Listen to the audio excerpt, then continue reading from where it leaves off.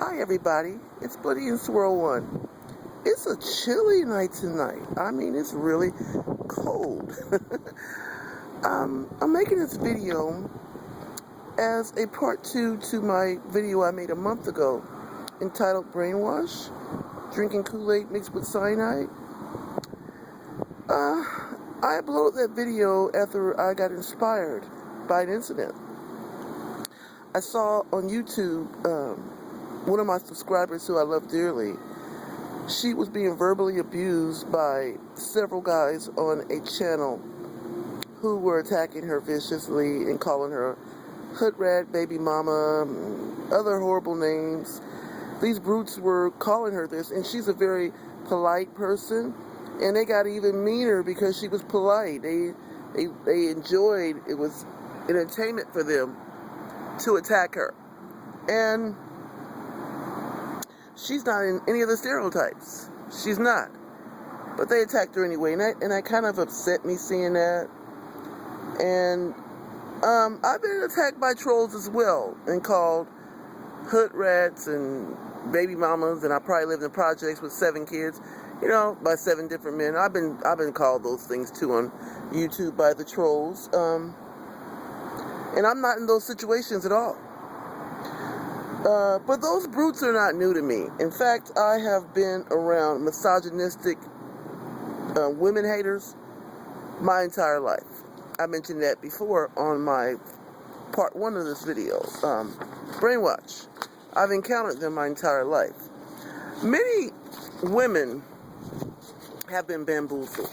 When we encounter brutes and these women haters, we give them the benefit of the doubt. We tolerate the behavior. That is a colossal mistake, actually. We get bamboozled. We get thrown off balance because these people are abusive by nature, hateful and insecure. We saw them in childhood. These were the type of people that you would not want to be caught alone with. You didn't feel comfortable around. When you were a little girl and you were in school and you were boys that were kind of aggressive and you were afraid of them. That's what these guys are. They were the type who would hit a girl in a blink of an eye. As we got older, they were the type in high school who would flirt with you, pretend to like you. Then, if you fell for it and submitted to sex, they would sometimes invite their friends to come in, and they expect you to have sex with their friends too. That's the kind of guys these are. These are the type of guys that if you would date them, they might rape you. Then talk about you bad and blame you. And have everybody else hating you too, because in our community, the men are protected, not the women. These are the type of guys that would act like they like you, and then all of a sudden, when you have sex with them, they're not interested anymore. They kind of fade away. They stop calling you. They stop coming around. They're not as interested. They lost interest because that's all they wanted. And once they got what they wanted, they were no longer interested. That's the kind of guys these are. The guys that's on YouTube saying these things. We've seen these types. We've always seen them. We just didn't really recognize what the issue was with them. Now we see what it is. Okay, they may fool you, some of these women haters. You may see them having relationships that look okay. They might get along with a mother. You think a man that's like that hate his mother. Sometimes they don't hate their mother. They love their mother. They love their aunts and their grandmother and the women in their family. But don't be fooled by that either, because they are so abusive by nature. They only get along with women who are subordinate to them. Meaning, if you agree with everything they say, you're accommodating to them, they like you. If mama, sister, daughter, or any other women in their family don't agree with everything they say, they will hate her immensely. So they only like women who are subordinate, who are submissive to them. Even if they are not even the type of person you should submit to, they expect submission. And if you don't, they don't like you. Pimps have similar behavior problems because it's a defect, really. It's it's not being a man, it's being a brood.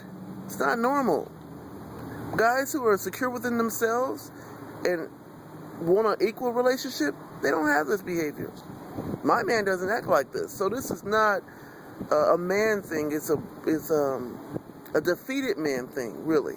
Like, I only feel powerful mistreating and dominating women, because I can't dominate anybody else.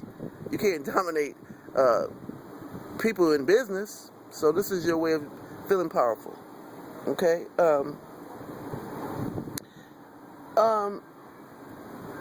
These they want smiling doormats, these types. They don't want partners. They complain about black women and say that non-black women are submissive and happier.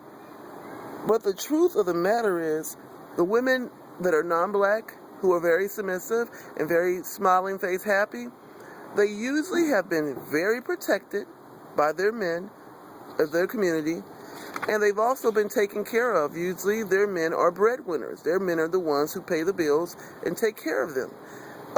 That is why they are submissive. That's why they're usually very happy. They're used to that. That's what their culture is like. So they've been protected. Black women haven't. You can see the difference. Men who get women to submit to them are usually carrying the load of financial supporting the household. You cannot expect submission if you are not in the role as head of household. Black women in high numbers fell for this nonsense. Many do not expect anything in return, but give up everything. The one-sided loyalty will stop if we put a stop to it. We stop doing it. We stop allowing it. Women, regardless of color, usually want the same thing. A partner they could rely on and lean on. The basics. That's really it. Do not expect women to submit if you are not in the position to be relied on or leaned on. Don't expect that. I wonder if the ones who make all these hateful videos like the outcome. Is it working for you? Has it made your situation any better? Has it made you happier? I bet not. Because the first thing you have to do when you start to evaluate your situation is not look at everybody else. Why the women ain't doing what they supposed to do? Why they not doing? You have to look at you. Your part in situations. I had someone tell me a long time ago something that I believe to be true. When bad things happen to you in your life, 9 times out of 10, you had something to do with it. You're not a victim. It's your choice. You know, it's a choice you made that didn't pay off for you, didn't use wisdom, didn't make a good decision. It's you. It's not other people. You can't control what other people do. So you have to look at how you do things. And all the name calling and pointing fingers and talking about women so bad, what about you? What about how you handle things? How you make the choices you make? If the women are not up to par that you're dealing with, why are you dealing with them? You don't have to. You can be discriminative of who you deal with. I hear the men always talking about the ghetto women, the ghetto hood rat types. Why are you dealing with them? Why are you associating with them? You don't have to. You choose to. So if you choose to, don't complain about them. Don't.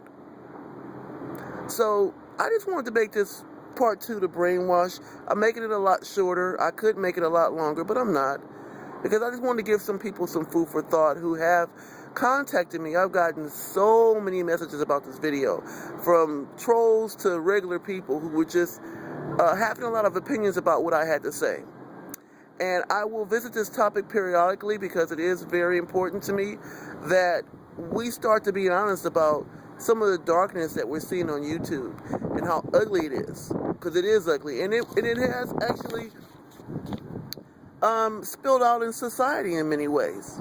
I see it. So I want to talk about it occasionally, not all the time. I have various topics I'll be mentioning, but this one will be visited off and on because it's important. Anyway, I'll be back soon. Bye.